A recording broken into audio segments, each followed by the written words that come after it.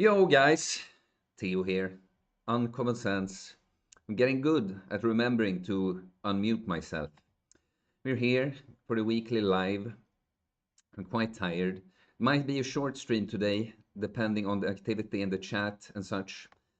Looks quite slow right now, but I have some old saved up questions that I can get to here. I don't remember them because I prepared them for the last stream, and then I just got a lot of questions live on stream last time. You see, well, here's a common one. Might as well answer it again. How tall are you? I'm 177 centimeters, it seems like. I always thought 176, but it seems like just better posture and stuff has actually, you know, maybe add a centimeter because when several other people took my measurement, yeah, that's what they've said. So that should be just under 5'10", I think. What more we have? Someone said, hello, enjoy your channel. I'd like to know how to refeed after a 72-hour or longer fast. I need to start slow, and then there are emojis that just imply, shit coming. How do I start a refeed slowly? And what foods are recommended after the fast? Thanks. So the thing is, I've never been too big on that it's so important with what you break the fast, I think more in terms of how much do you eat, um, like addressing nutrition. You want to, when I break the fast, there are certain things. Oh, I want some meat. I'd like some salmon maybe on that day too, for some fatty acids. I might want liver, and to be honest, when you do a 72-hour fast, especially when it's not a dry one, it shouldn't matter that much what you break it with. And I think the mistake too is thinking that it's what you eat when you break it that, makes you want to shit in this case, because of course that's what it just often happens with fasts. You stop eating, and then because sometimes eating is what triggers a bowel movement, right? And so there might be some shit left inside there when you never ate, trigger this bowel movement. So it doesn't really matter what you eat when you break the fast. Just eating is going to trigger that, and it's going to come out.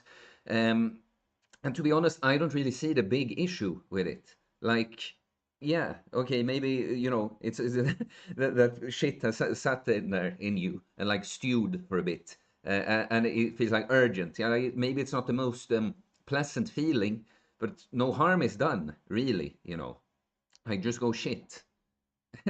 Like because with a thing like this, I just don't see the problem. I just don't see the problem. It's more like be prepared that this might be something that happens sometimes when you break a fast. Be close to a bathroom when you break the fast, and to avoid it more than what you break the fast with. Again, it's more like if you have a lot of snake juice during the fast, lots of those salts, maybe even take it a bit more concentrated, at least with the sodium at some point. That could help you like flush your inside before breaking the fast. So really, that would be my answer. It's not so much what you break the fast with.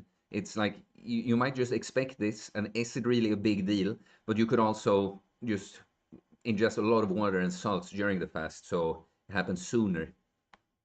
Yeah, that would be my answer to that. Just to see if someone's around. Oh, that's the wrong. Uh, oh yeah, Chris Krotil in the chat. Hello from California. I'm at the tail end of a 36-hour dry fast accelerated by sauna. I noticed it was easier by minimizing stimulation. So I basically just read books and meditated. Easier by minimizing stimulation. That's interesting. I mean, I would say it's a good time to minimize stimulation because, it's a very quiet state in a sense, when you're 36 hours dry fasted, and especially the sauna, even drier, your body is definitely like your priorities is going to change a lot, and there's going to be less, like just distractions and more just room for you and your human experience. It's of course a good state to be reading or especially meditating, I would say. So yeah, that's cool. Cheers, man. I recognize your name. I know I've seen you before. Let's get back to the other stuff I had here. How tall are you? That's a good one. Like that, let's take some silly ones first. Would you rather live 50 years as a lion or 300 years as a sheep? Uh, you know, these things, I think I'm too much uncommon sense to like just in the real world. Like, but I'm not going to either way, you know.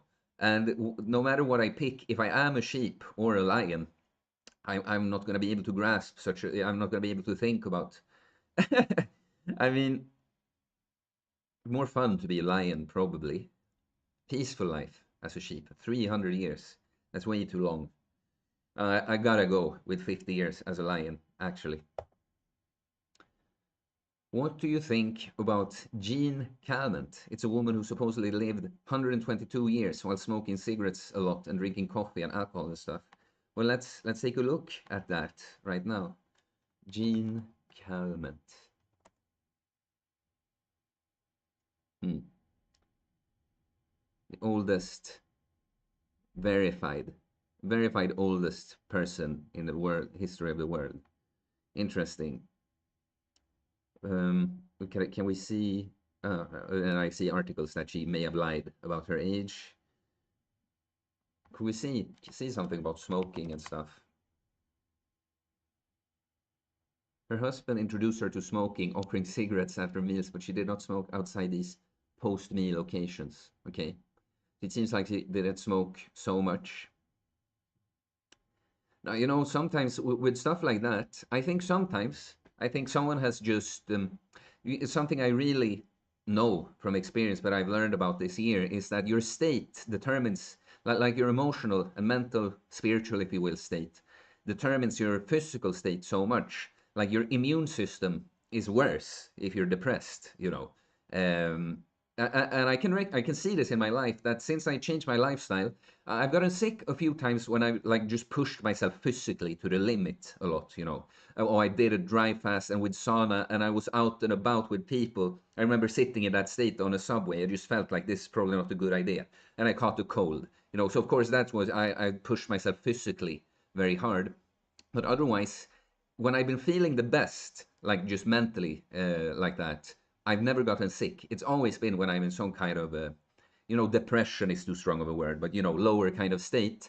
So I think some people, if they've just managed to be in a sort of high state, they're gonna be like more impenetrable, like even if they smoke and stuff. But of course, also it's a little bit genetics. Like we have slightly different strengths and weaknesses. You know, someone could be smoking one cigarette a day and get lung cancer, and someone could be smoking a pack a day. And of course, it's going to affect their health, but they might not get cancer, if you see what I'm saying. So sometimes when someone grew that old, maybe the supposedly, like the bad habits that it looks like, oh, she lived this long when she did this, maybe that just wasn't her weakness, you know. I'm just speculating here. But yeah, to give some kind of answer to that. See, did we get any more in our chat? Oh yeah, reflection. That's very true. That's why the placebo effect is so powerful. It's been known for centuries. Yeah, exactly. And I seen some good like meme or something about that. It's something like, oh, some people call it uh, intuition. Some people call it manifesting. Or some people call it the placebo effect. It's kind of true. Like no matter how you choose to look at it, believing something to be true will make it at least more true. Like you can't, if I just believe I can fly, I might not be able to. I won't. But if I take a pill and just think this will help me with my training, my gains, and I really think it will, somehow it's going to improve something for me. And I thought about this sometimes. Like, could you make someone think that they're on steroids or something and they're not? And so they just dedicate and they're like, yes, yeah, I'm gonna make the gains. And then you just make incredible gains. And then you tell them, you know what? It was just a sugar pill all along. I tricked you into making these gains.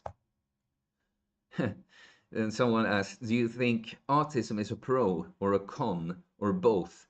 I think it depends on how you define something like autism, you know, because I really, you know, my brother is autistic, but I really come to realize, like, I think I'm using this in the clinical sense now. I think he, you know, he has a slight retardation. He has like slightly below average intelligence.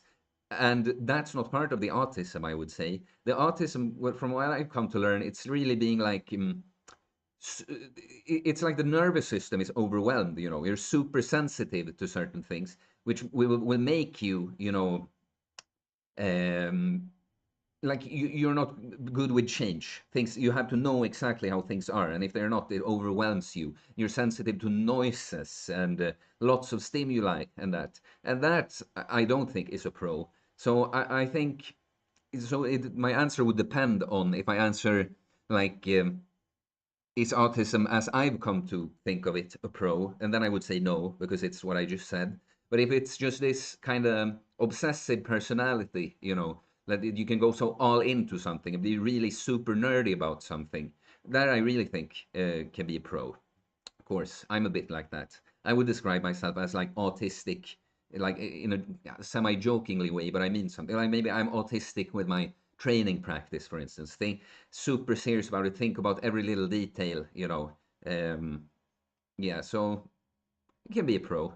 I mean, I wouldn't want to be the average person. I say that much. Like neurotypically, like neurologically even. Oh, this one I know I've answered. Yeah, there's one good here that I actually, it reminds me of a video I want to do that is like somewhat related. Um, do you care about your max lifts? And if so, how big are they? I know many bodybuilders who only train for hypertrophy, um, and don't push for strength. So I want to know your stance on that. And that's an interesting question. Speaking of being a nerd with the training and that.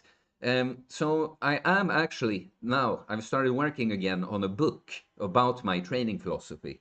So the idea with a book like that is that to help someone become self-sufficient, transfer my ideas and philosophy as much as possible into a book so that someone can use it as a kind of a guide to make good progress. But I will then also assume that they have a similar approach and goals and value the same things as me. And so, yeah, it ties into this, of course. I care about max lifts. I would say I don't necessarily care about max lifts if we talk about like a one rep max like that, but I do care about getting stronger. Like when I started training all over, like first of all, health, just take better care of myself. But then when I noticed I was getting those results and I could kind of like, what do I look to? What do I enjoy with training? What do I want to get out of it? I knew that bodybuilding, it spoke to me, just not really for shallow reasons anymore. That, oh, I want to look good so people think I'm attractive. More like, no, I want to treat my body as a sculpture, build it into, yeah, the coolest sculpture I can, but not at any price. I want certain other boxes to be checked at the same time. So I want to get stronger, specifically on like bigger compound movements. So I would often opt for, you know, a squat with a bar instead of, for instance, a squat with in like a Smith machine, like maybe a bodybuilder would do for more stability like that.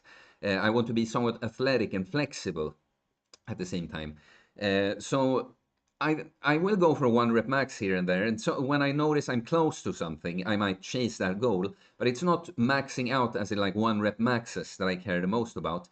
I would be more interested, and also especially not if we're talking like powerlifting form. I don't care how much I can low bar squat to just parallel, just below parallel. I don't care how much I can bench with like a huge arch. I might care how much can I like high bar squat as to grass, or how much weight can I move for 10 reps when I high bar squat as to grass. So that would be my answer. I care about strength. It's not, I want to get stronger, more athletic and flexible as I work on my physique. It's just that one rep maxes, and especially with like powerlifting form, I don't care so much about. But if I'm gonna say something, I think the most I benched is 130 kilos. I think I probably have more in me right now, and I have a strength goal, and I want to get 140 kilos, 3 plates there. I injured my wrist a bit, so I had to like maintain a little bit, but it's getting better. For a weighted chin up, that's something I definitely think is fun to see what I have a one rep max on every once in a while. At like 82 kilos body weight, I added 60 kilos, and did a strict dead hang, like chest to bar rep. So that I'm happy with. I have done like a 220 kilo conventional deadlift, but that was like 3 years ago. So I'm pretty sure I could do more. It's just that I've been avoiding the deadlift because of a hip injury I've been had. When I feel like I can get back to doing like deadlifts completely like normal, I would for sure just want to see what I can pull once. Squat, I've actually never really gone for any sort of like just single. I know when I did high bar squats, but just below parallel though, which I now squat more like ass to grass. I know I did 140 kilo 10 reps to like parallel once. Um, I know like past front squat, I done like 140 kilos, like just a single past at the bottom ass to grass. Um, yeah, dips, weighted dips. Like then I go really deep. I think I've added like 70 kilos to a single on a dip. But yeah, those are probably like the strength numbers I have that I can like accessible like that. Because what I care about mostly is like training PRs, like pushing a weight that I can maybe move for 5 reps, pushing that upwards to 10 reps. I care more about that most of the time than just like, oh, how much can I, can I add a kilo to my single here? I think that's really everything I had for prepared questions. So let's see. It might be a short one today, guys. Just so you know. Reflection. Why do people think many naturals? Oh, I had some other question about that. So let's get back to that afterwards. Why do people think many naturals are on steroids? Someone suspected me of steroid use, even though that goes completely against my philosophy of life. Are they just is it lazy people? You say? There's yeah. Look, there are like a combination of things. Of course, there's so much natty or not, discussion in the fitness industry, and of course there also is there are a lot of people that lie about being on steroids.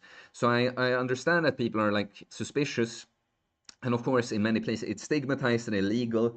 Um, so people don't believe you if you say no, but oh, he kind of has to lie. But I think it's both this that there are people that lie about steroid use, but also there's, to be honest, so much black pilling content in the fitness industry when they make it seem as if almost nothing significant is possible without steroids.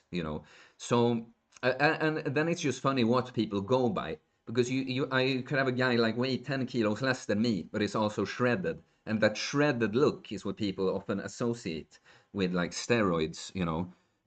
So I think people have just been kind of confused by the fitness industry.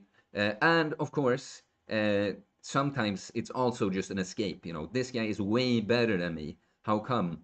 Now, I don't want to admit that maybe I'm not working as hard as I could, that I'm half-assing it, that better just find that he's cheating, he's on steroids. I've had people ask me, not super often or anything, but it happens every now and then you, of course, understand that some people just think about that without saying anything. But in the gym, somewhat recently, some guy just came up and like, "Oh, you're on test, right?"